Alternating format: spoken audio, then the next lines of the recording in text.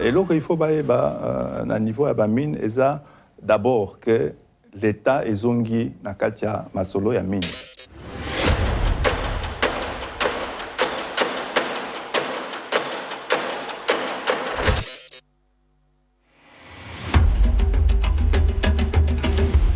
Ce qui est important à retenir par rapport aux activités que nous avons menées dans le cadre du programme d'action du gouvernement, c'est d'abord d'assurer plus de transparence. Toute la partie de nettoyage du cadastre minier, où nous avons déchu plus de 900 titres miniers.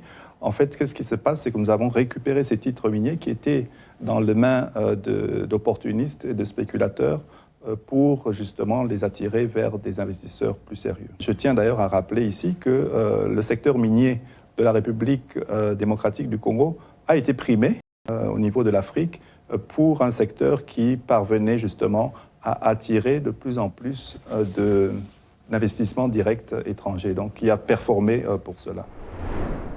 Nous avons remis en état une usine de production de zinc à Kipushi, donc Kiko, qui est une usine qui a d'ailleurs justement créé 1000 emplois, mais qui également va dans toute la transformation du zinc. C'est une usine qui était restée depuis 30 ans sans activité à l'est de notre pays, en ce qui concerne l'or, par exemple. Et là, nous avons abordé le captage de tout cet or par une entreprise qui est redevenue 100% congolaise, qui s'appelle DRC Gold Trading. Et donc, avec cette entreprise, nous captons une grande partie de l'or, parce qu'avant, nous n'avions des statistiques nulles. Et donc, cet or est capté chez nous pour pouvoir être justement acheminé dans un circuit d'approvisionnement qui soit responsable et raisonnable. Dans le secteur artisanal en République démocratique du Congo, je dirais, emploie à peu près plus ou moins 1,5 à 2 millions de personnes. Au jour d'aujourd'hui, on va dire ce qui se faisait avant, c'est que c'était un secteur qui était justement la proie à beaucoup d'illégalités, à beaucoup de non-droits, où certains droits humains n'étaient pas respectés. Là, par exemple, nous travaillons en collaboration avec le ministère des Affaires sociales et du Travail pour justement réduire le nombre d'enfants dans les mines. Donc, ce qui a été fortement fait, nous avons sorti plus de 5000 enfants qui sont sortis des mines, mais également pour la valorisation et le bien-être de nos artisans.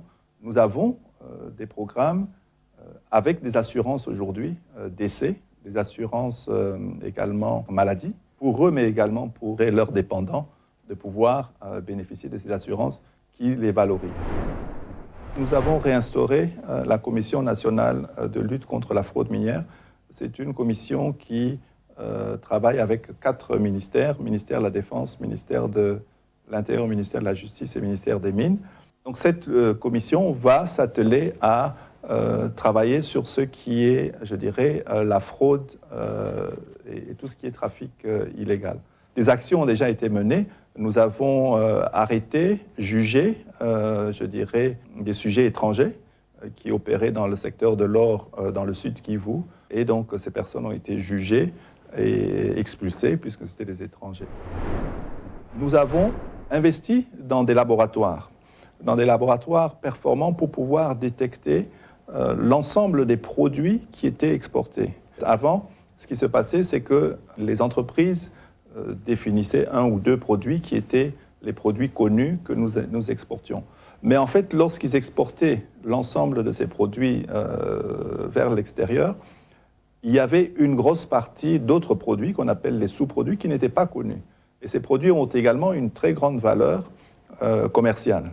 Donc maintenant, avec les laboratoires que nous avons mis au niveau du CEC, nous sommes capables de pouvoir analyser l'ensemble des sous-produits et pouvoir justement collecter les taxes et droits sur ces produits.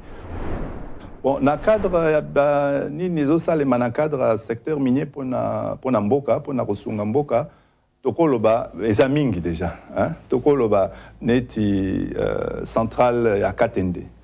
eza secteur minier nde ezofuta yango baentreprise minière batongi banzela na cadre kaka oyo ya environnement na bango oyo bazosalela batongi banzela batongi bahôpitaux batongi bamorgue soki okei sikoyo na kote ya Tanganyika tozosala lithium kuna ok mais avant mpona kosala manono ok ti Kalemi après ok ti Lubumbashi avant ils ont salé en 3 semaines.